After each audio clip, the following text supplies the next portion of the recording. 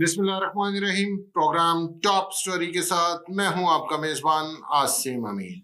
नहीं जी, जून तो गुजर गया है और बहुत सारी परेशानियां लोगों के लिए छोड़ गया है।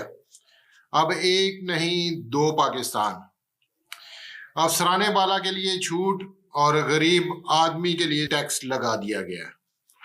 और उससे जो बड़ी परेशानी की बात है कि अब एफबीआर को इतना ताकतवर बना दिया है कि वो जब चाहे जिसको मर्जी पकड़े, बगैर वारंट के, बगैर सबूत के, और पकड़ के वो जाके भाई जितनी मर्जी रिकवरी करे, उसको पूछने वाला कोई नहीं।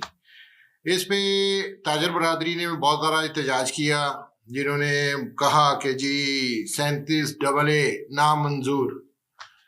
मैं कहता हूं कि आज से पहले क्या ताजर बरादरी सोती रहती है? जब बात आती है उनके गिरेबानों पर तो उनको भी होश आ जाती है। कभी ताजर बरादरी ने गरीब आदमी के लिए आवाज उठाई?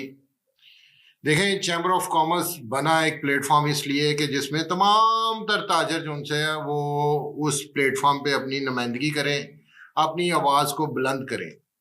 लेकिन बदकिस्मती से क्या होता है, जब बड़े मगरमच्छों को एफबीआर पढ़ती है या हुकूमत उनको खींचातानी करती है तो उनको नामंजूर नामंजूर के नारे याद आ जाते हैं।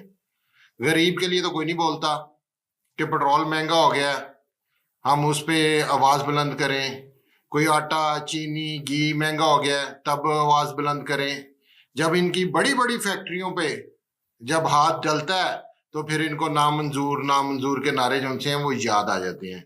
मैं कहता हूं कि हुकूमत से अपील करता हूं कि ऐसे बड़े मगरमच्छों को पकड़ें जो पता नहीं कितने कितने काम करते हैं और टैक्स देते हैं सिर्फ लाखों में, और कमाई उनकी अरबों रुपए में है।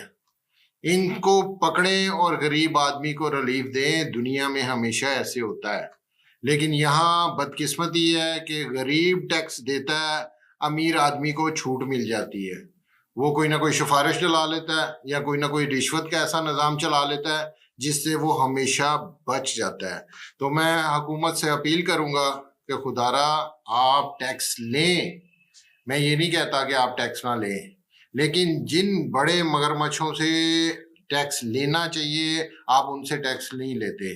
उन लोगों को किसी ना किसी जगह से उनको रिलीफ मिल जाता है और गरीब आदमी पिस जाता है। ये थी जी आज की हमारी टॉप स्टोरी। कल एक नए प्रोग्राम के साथ आपकी खिदमत में हाजिर हूँगा। अपने मेज़बान को इजाज़त दीजिए। अल्लाह निगहबान।